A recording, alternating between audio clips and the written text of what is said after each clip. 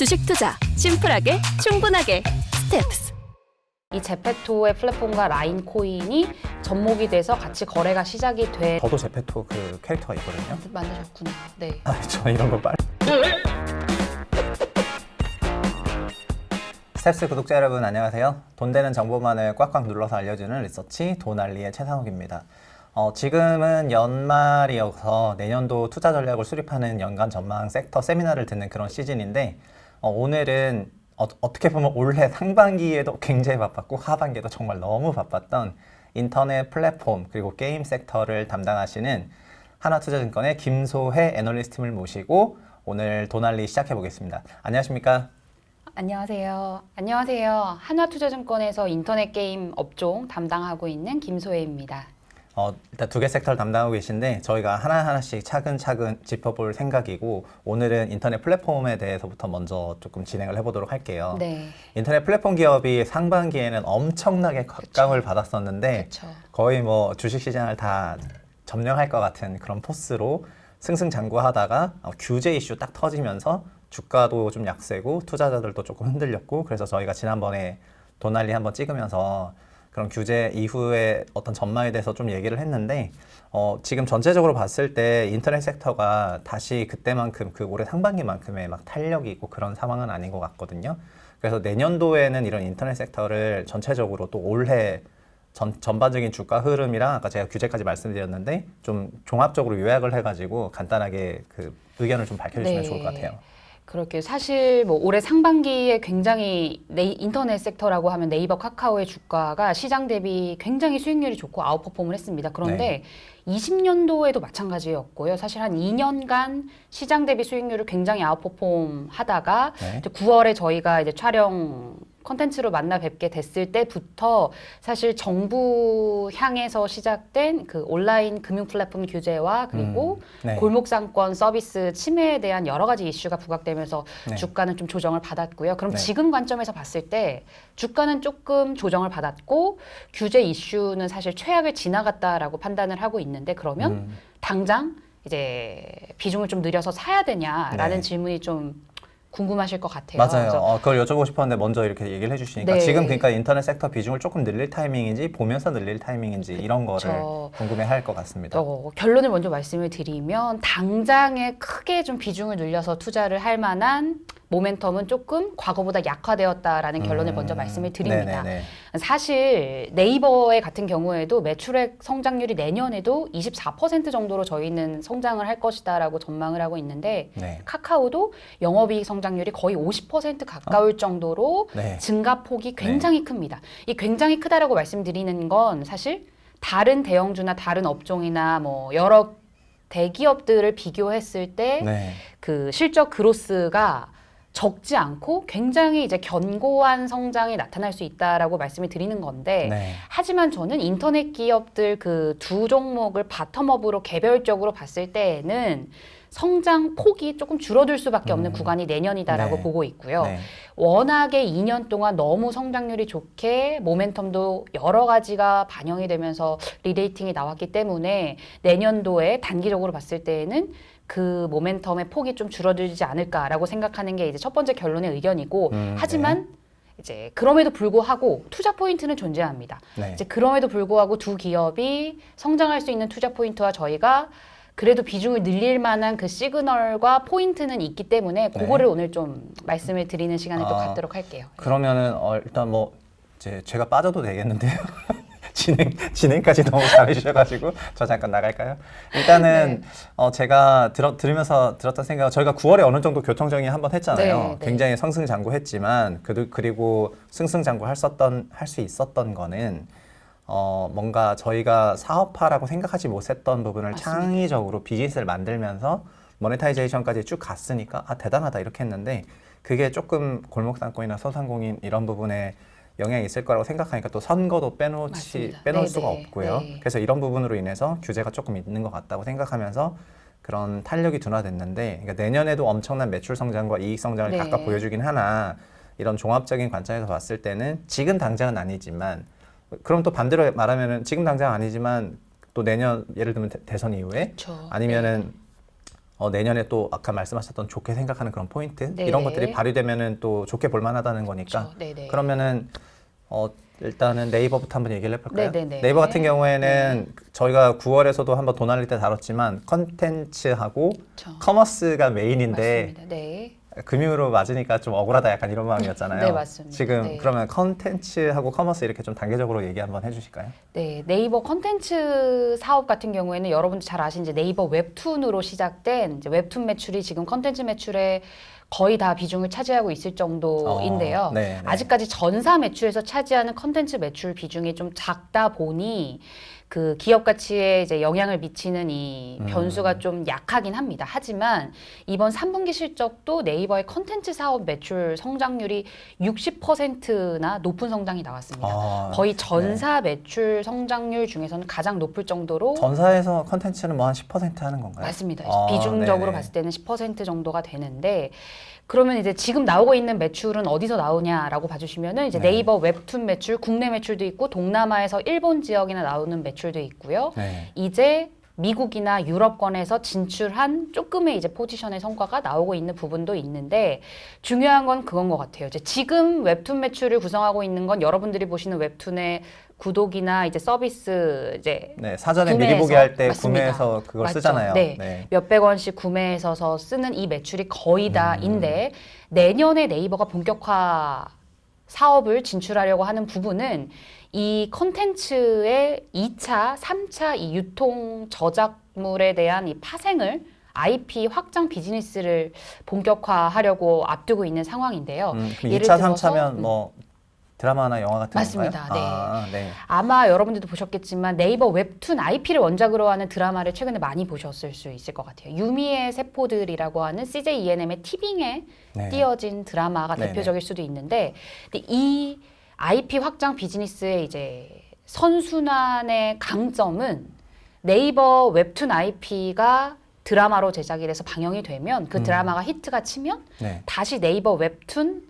IP가 네, 그러겠네요. 재구매가 네, 되고 네. 트래픽이 엄청나게 올라가는 숫자가 실제로 확인이 됩니다. 네. 그러면 이제 네이버 입장에서는 가만히 앉아서 2차, 3차 저작물이 흥행하면 할수록 수익을 추가적으로 얻을 수 있게 되는 구조가 되는 거죠. 그러네요. 그러니까 이미 웹툰이 60%씩의 그로스를 보이고 있는데 2차 저작물 사업이 좀 확대가 된다면 또 웹툰 역시 큰 폭으로 또 상승할 수가 있겠네요. 그쵸. 유미의 네. 세포들은 저도 웹툰을 많이 너무 그 보셨죠? 이동건 작가 너무 재밌게 봐가지고 처음에는 유미의 세포 유미가 여자 주인공이고 그 맞습니다. 여주인공 몸속에 있는 세포 얘기여가지고 여성 작가인 줄 알았는데 남자 이동건 작가 남자 작가더라고요. 그래서 그 심리 상태 묘사가 너무 대단해가지고 좀 공부해 보자 이런 차원에서 제가 보셨는데. 웹툰을 봤는데 제가 스포하면 안 되지만 너무 재밌었어요.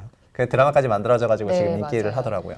그러면은 웹툰을 기반으로 그 뭐 스위트홈도 그렇고 맞습니다. 그 지금 네이버 웹툰 넷플릭스. 기반의 네. 그런 드라마들이 많이 제작이 되고 있는데 내년에 좀 더 네. 이런 부분을 기대해서 이렇게 선순환 기대해 볼 수 있을 것 같고 그 매출 사이즈 지금 10%지만 그럼 이 정도로 올라가면 더 올라가겠네요. 그렇죠. 네. 사실 여기서는 지금 인프라나 기본적인 투자가 초기에 다 완성이 되어 있기 때문에 사실 거래액이 증가하고 이게 바로 매출액으로 반영이 되고 네. 또 이익 그로스도 이게 충분히 레버리지가 날 수 있는 비즈니스이기 때문에 이제 본격적인 수익화를 앞두고 있는 사업부다라고 봐주시면 될 것 같고요. 근데 제가 이제 강점을 두고 싶은 부분은 사실 네이버든 카카오든 둘 다 국내 한국의 그 제한된 로컬 플랫폼이다라는 거에 대해서 굉장히 그 내수용이다, 한계가 있다라는 네.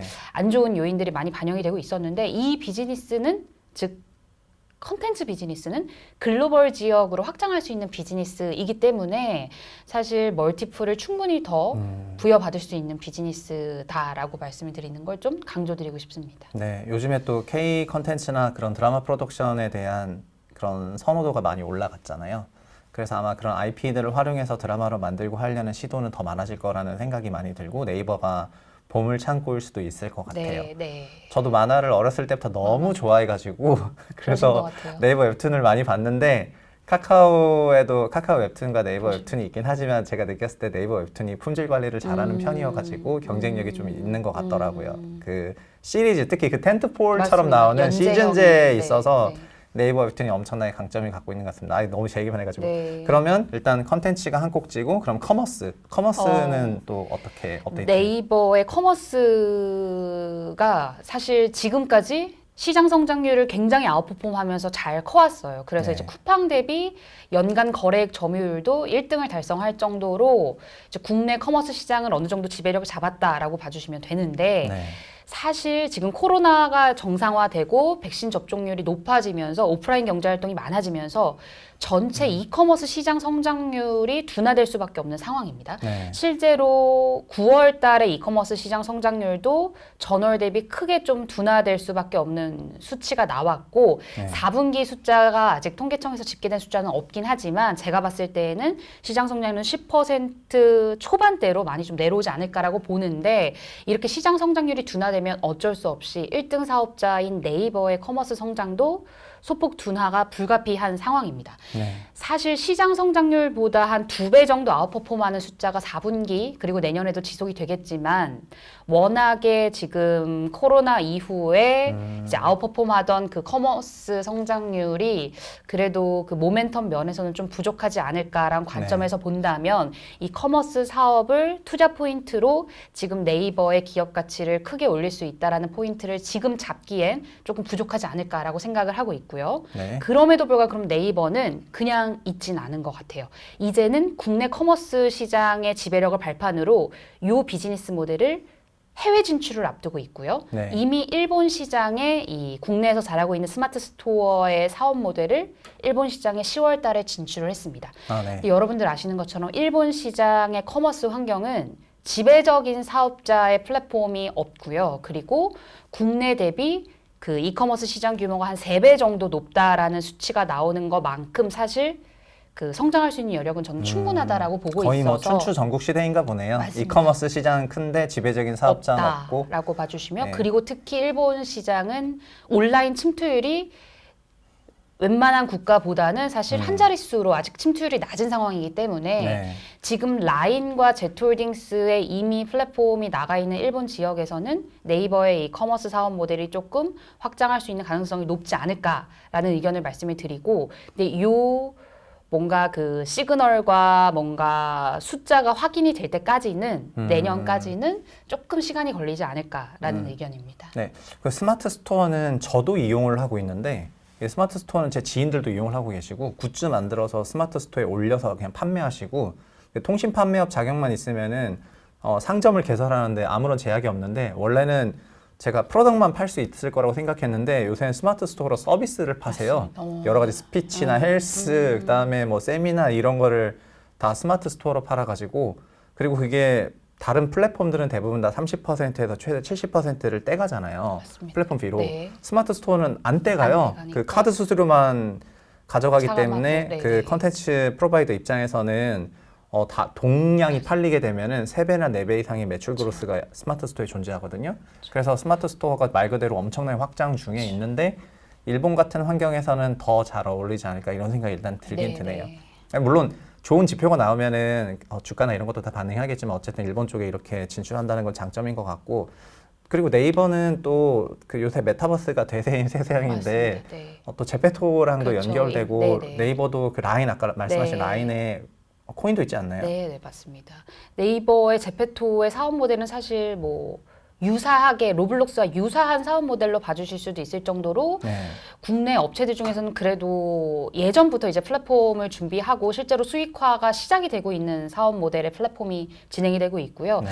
라인을 통해서 이제 실제 라인 코인도 발행한 상황인데 이 제페토의 플랫폼과 라인 코인이 지금 최근 뉴스에 따르면 접목이 돼서 같이 거래가 시작이 되는 사업 모델이 시작이 됐습니다. 사실 이 생태계가 얼마나 확대되기까지는 이 안에서 트래픽이 완성이 되고 유저가 조금 더 좀 락인이 돼야 되는 여러 가지 컨텐츠가 필요한데 네. 지금 이 시장이 초기 개화 시장이고 네이버가 먼저 이 플랫폼을 선점해서 하고 있는 거 보면 저는 중장기적으로 이 제페토에 대한 그 확장성은 사실 매우 크지 않을까라고 생각을 하고 있고요. 네. 지금 네이버의 기업 가치에 이 제페토나 뭐 이런 그 그 메타버스 플랫폼에 대한 가치를 전혀 반영하고 있지 않기 때문에 네. 사실 여기에 대한 업사이드는 굉장히 크다라고 좀 볼 수 있죠. 네, 그 제페토를 저도 제페토 그 캐릭터가 있거든요. 만드셨구나. 네. 저 이런 거 빨라가지고 네, 네. 그래서 만들어서 혼자 한강을 막 돌아다녔었는데 네, 네.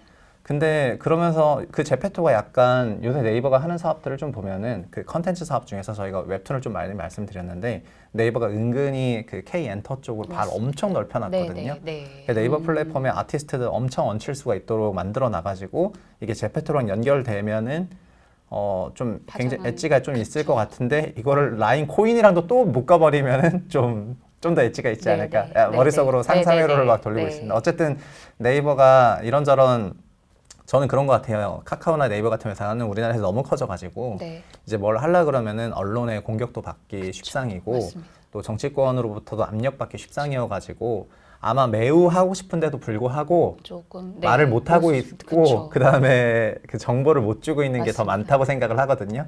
그래서 그냥 표피상으로만 보이는 그런 뉴스들보다 이렇게 심도 있는 분석을 통해서 이런 것들이 다 연결되고 있다는 거를 저희 도날리 통해서 알게 되면은 좀 긍정적으로 시각을 가져봐도 되지 않을까 이렇게 생각이 돼요. 저희가 얘기하다 보니까 네이버만 얘기했는데 카카오도 그래도 지나칠 수는 없으니까 그쵸. 카카오 업데이트도 마지막으로 해주시면 좋을 것 같아요. 카카오 같은 경우에는 사실 그 여전히 카카오페이의 성장과 그리고 카카오 광고의 성장이 약간 다른 쪽으로 이제 새로운 시장을 만들어가고 있는 상황으로 숫자가 반영이 되고 있고요. 예를 들어서 지금까지의 카카오톡 광고의 성장을 이끌었던 부분은 여러분들이 맨날 채팅창 보시는 상단에 있는 그 톡 비즈보드 광고에 대한 성장이 카카오의 성장을 이끌었다면 이제는 B2B 마케팅 플랫폼으로서 확장을 하기 시작했습니다. 예를 들어서 여러분들이 관심 있어 하는 브랜드를 채널로 등록하시면 그 브랜드에 대한 모든 정보와 뭐 주문에 대한 정보, 배송에 대한 정보, 마케팅 쿠폰에 대한 정보가 여러분들께 팝업으로 푸시가 되죠. 그렇죠. 사실 관심 없으면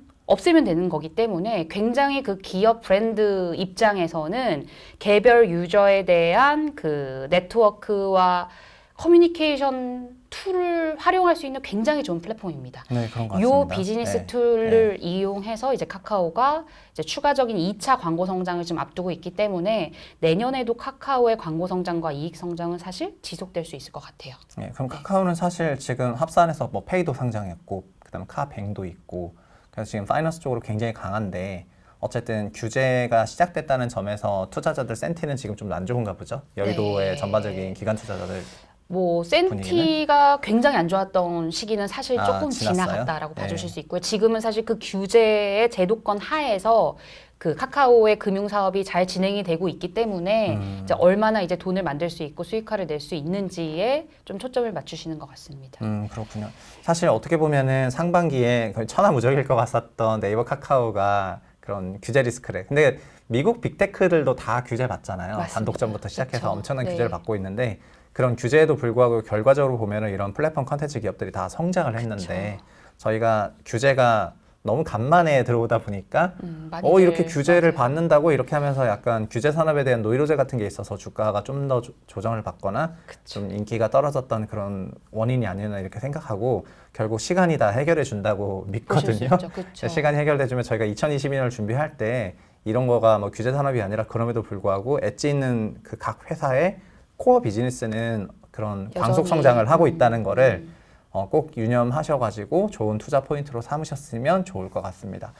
이게 인터넷과 게임 섹터, 인터넷 플랫폼 게임 섹터를 담당하면은 제가 생각할 때 요즘에 아주 몸이 10개라도 부족할 정도로 매우 바쁘지 않을까 이렇게 생각하는데 저희가 김소희 애널리스트 팀 또 다음에는 또 요새 게임 플랫폼 이런 섹터들 인기가 많기 때문에 그런 섹터를 한 번 더 불러가지고 연간 전망 들어보도록 그렇게 진행하겠습니다. 오늘 너무 고생하셨고요. 감사합니다. 저희 인사하고 끝내겠습니다. 감사합니다. 감사합니다. 이렇게 갑자기 훅 들어오시면 갑자기 훅 필요한 게 돈이니까. 스텝스.